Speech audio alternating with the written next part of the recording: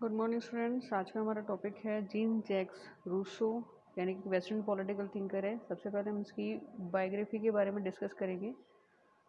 तो बायोग्राफी थोड़ा सा इंग्लिश में मैंने ऐसे लिखी कि जो भी इंग्लिश के स्टूडेंट्स है थोड़ा सा इसको पढ़ने के बाद में उनको मतलब पता लग जाएगा कि क्या है बायोग्राफी में, क्योंकि हिंदी और इंग्लिश में दोनों में तो नहीं हुआ, लेकिन इंग्लिश के थोड़ा सा आपको ये मिल जाएगा, ये इसका जो बायोग्राफी का पैटर्न है और बेसिक इन्फॉर्मेशन।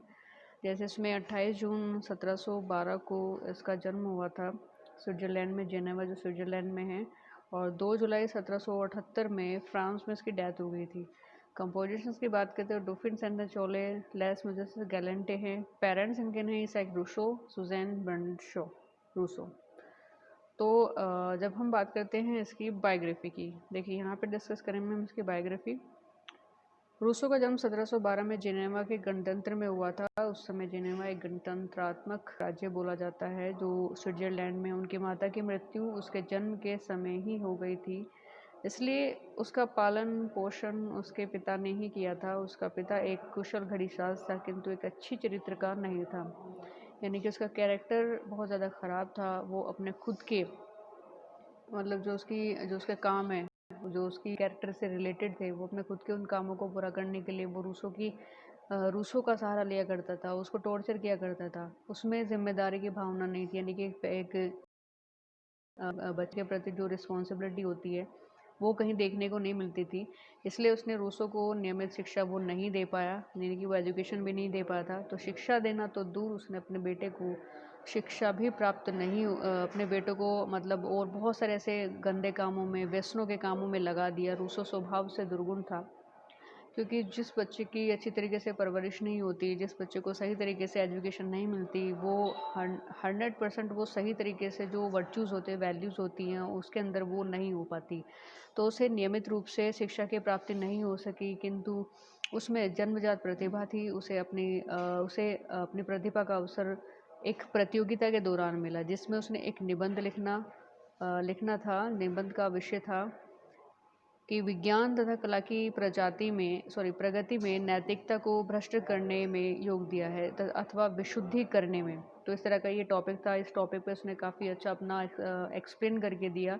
बहुत अच्छा उसका रिजल्ट, मतलब फीडबैक बहुत अच्छा हुआ था। तो इस निबंध प्रतियोगिता के बाद वह धीरे धीरे सफलता की ओर चल पड़ा, और यानी कि जो भी उसे ख्याति मिली, जो भी उसने लाइफ में अचीवमेंट मिली, जो भी उसने मतलब जो जिस वजह से वो फेमस हुआ, वो एक प्रथम निबंध, एक एक ऐसा कंपटीशन था जिसकी वजह से वो फेमस हुआ। तो रूसो की मृत्यु 1778 को हो गई थी, जो हमने अभी पीछे डिस्कस किया कि फ्रांस में उसकी मृत्यु हुई थी। अब बात करते हैं बुक्स की। तो बुक्स ऑफ रूसो की जो बुक्स हैं यहाँ पे डेस साइंस के नाम से है, जो फेमस है ऑन द सोशल कॉन्ट्रैक्ट, क्योंकि पूरी प्रॉपर रूप से जब हम 3 फ्लोर्स पर पढ़ते हैं, जैसे होब्स, लोक, रूसो, ये 3 फ्लोर्स पर जब हम पढ़ते हैं, तो इन 3 फ्लोर्स पर की जो थ्योरी है वो मेन होती है, जिसका नाम है सोशल कॉन्ट्रैक्ट। और ऑन द सोशल कॉन्ट्रैक्ट के बिना हम इन तीनों को कम्प्लीटली नहीं पढ़ेंगे, हमें मर्ज करके ही पढ़ना होता है, क्योंकि तीनों ने अपने अपने वेव के अकॉर्डिंग यहाँ पे नेचर, ह्यूमन नेचर या स्टेट नेचर, क्या प्रकृति की अवस्था थी, टोटल रूप से एक अपना मतलब ओपिनियन दिए हैं इसमें। तो यहाँ पे सोशल कॉन्ट्रैक्ट बहुत इंपॉर्टेंट हो जाती है। फिर एक और लिखी है इन्होंने, discourses on the origin and the foundations of inequality among main. तो यहाँ पे रूसो ने एक बुक ये भी फेमस है इसकी, डिस्कोर्सेज ऑन द ओरिजिन, और डिस्कोर्सेज ऑन द लिविंग भी बहुत फेमस। और भी बहुत सारे इन्होंने बुक्स पब्लिश की हैं, बहुत सारे बुक्स लिखी हैं, राइटिंग्स बहुत सारे, ग्रंथ बहुत सारे हैं इनके। लेकिन जो मेन होते हैं, जैसे सोशल कॉन्ट्रैक्ट के नाम से ही ये फेमस है, और जो मेन है इनकी यही होती है। अब यहाँ पे नेक्स्ट बात करते हैं सोशल कॉन्ट्रैक्ट की, कि सोशल कॉन्ट्रैक्ट में वो क्या मतलब उसकी एक्सप्लेनेशन क्या थी। देखिए, सामाजिक समझौते को लेकर रूसो के विचार, उनके खुद के क्या ओपिनियन थे कि अन्य दार्शनिकों से बिल्कुल अलग थे। जैसे जब रूसो मानव स्वभाव के बारे में बताता है, तो वह कहता है कि यदि मानव स्वभाव से क्रूर और हिंसक होता तो मानव जाति 2 पीढ़ियों से आगे नहीं जा पाती थी। यानी कि उसका प्रॉपर वेव जो है ह्यूमन नेचर को लेकर, उन्होंने कहा है कि जो ह्यूमन नेचर होता है प्रॉपर रूप से एक सहयोगी होता है, वो दूसरों की हेल्प करता है, वो नेचर होता है। तो ये भी कहते हैं कि यदि मानव स्वभाव से क्रूर और हिंसक होता, वॉयलेंट होता, को मारा, तो आज के टाइम में जो सोसाइटी या जो यूनिवर्स है वो आज जो चल रहा है वो ना चल पाता। लोग एक दूसरे को ऐसे मतलब एक दूसरे को मार डालते, तो पृथ्वी पर इस तरह का कोई भी मतलब जीव आपको नहीं दिखाई देता। और वर्तमान समय में हमें बांधुओं की मृत्यु पर शोक के बजाय हर्ष होना चाहिए। तो रूसो के अनुसार आदिम मनुष्य का स्वभाव लगभग पशु तुल्य निष्पाप, स्वाभाविक रूप से निर्दोष था। क्योंकि उनका रूसो का मानना था कि जो आदिम मनुष्य थे, जो जंगलों में रहते थे, जो प्राकृतिक अवस्था में अपने आप को रिलेट करते हैं, वे मनुष्य स्वभाव से लगभग एक जानवर की तरह, जानवर ऐसे नहीं कि निष्पाप, उसके मन में किसी के लिए कोई पाप ना हो, स्वाभाविक रूप से निर्दोष, यानी कि उनका कोई दोष नहीं है, वो सिर्फ अपनी जीवनचर्या जो उनका लाइफ है वो स्पेंड कर रहे हैं अपने तरीके से। वो किसी को हानि नहीं पहुंचा रहे, किसी को वहाँ पे वो हानि नहीं पहुंचा रहे। तो वह नैतिकता के विचारों से रहित था और सहज भावना से काम करने वाला बुद्धिहीन प्राणी था। उसने प्राणी को, उसने जो ह्यूमन सोसाइटी है उसको क्रिटिसाइज़ किया है।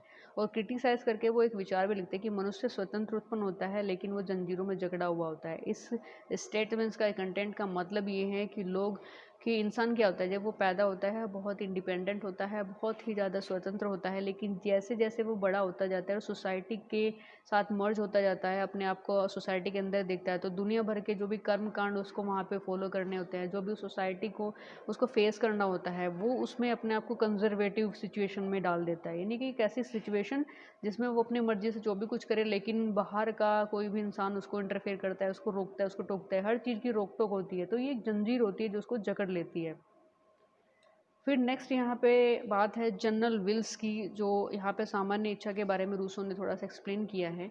यहाँ पे उन्होंने दो प्रकार की इच्छाएं बताई कि इंसान की दो टाइप्स की इच्छाएं होती हैं जो अलग अलग बिहेवियर के अकॉर्डिंग इंसान करता है। जैसे सबसे पहले उन्होंने यथार्थ इच्छा बताई है, एक्चुअल विल, और दूसरी बताई है आदर्श इच्छा, यानी कि रियल विल।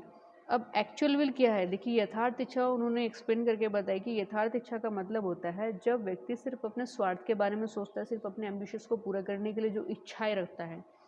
यानी कि एक इंसान जब वो अपने जॉब के लिए सोचता है कि भाई मुझे एक अच्छी जॉब मिले और उसके बाद मतलब इतना पैसा कमाऊँ, मैं इतना बड़ा आदमी बन जाऊँ, तो ये उसकी एक यथार्थ इच्छा होती है, एक एक्चुअल विल होती है जो हर एक इंसान के अंदर होती है। तो परफेक्टली ये इस तरह की चीज़ें होती हैं। फिर दूसरी यहाँ पे है आदर्श इच्छा। देखिए आदर्श इच्छा वर्ड से ही एक्सप्लेन हो रही है, जिसको रियल विल बोलते हैं। रियल विल का मतलब ये होता है कि हम जो भी काम करें, हम उस काम को वेलफेयर स्टेट से रिलेट करके करते हैं, एक सामाजिक रूप से वो सभी के लिए काम आए। यानी कि हम कोई भी ऐसा काम करें, सिर्फ हमारा उस काम के प्रति हमारा खुद का स्वार्थ नहीं होना चाहिए। हमारा जो भी काम होगा, हम जो भी काम करेंगे, उस काम का इफ़ेक्ट सोसाइटी पे कैसा पड़ेगा, ये ध्यान रखते हुए वो लोग ऐसी एक्टिविटी करते हैं। यानी कि आप एक काम करोगे, आप पढ़ाने का काम करोगे, आप फ्री पढ़ा रहे हो किसी को, या फिर आप कोई स्वच्छता का काम कर रहे हो, आप अपने अपने घर के सामने ही क्लीन, अपने घर के सामने साफ़ सफाई नहीं बल्कि एक पार्क में जा कर के आपने बहुत सारे टारगेट कर लिए कि इतने पार्क मुझे साफ़ करने हैं, तो आपका ये स्वार्थ है, ये एक्चुअल विल नहीं बल्कि रियल विल से इंक्लूड होती है।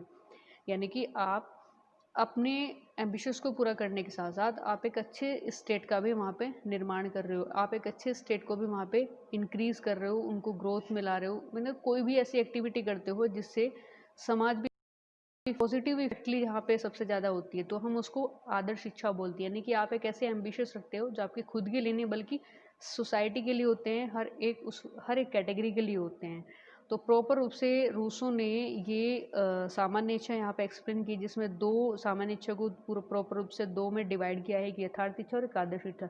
यथार्थ इच्छा वही होती है जो लोग सिर्फ अपने लेवल पर सोचते हैं, अपने लिए सोचते हैं, अदर कोई भी सोसाइटी वगैरह के बारे में नहीं सोचते हैं, किसी स्टेट के बारे में नहीं सोचते, सिर्फ अपने लिए सोचते हैं।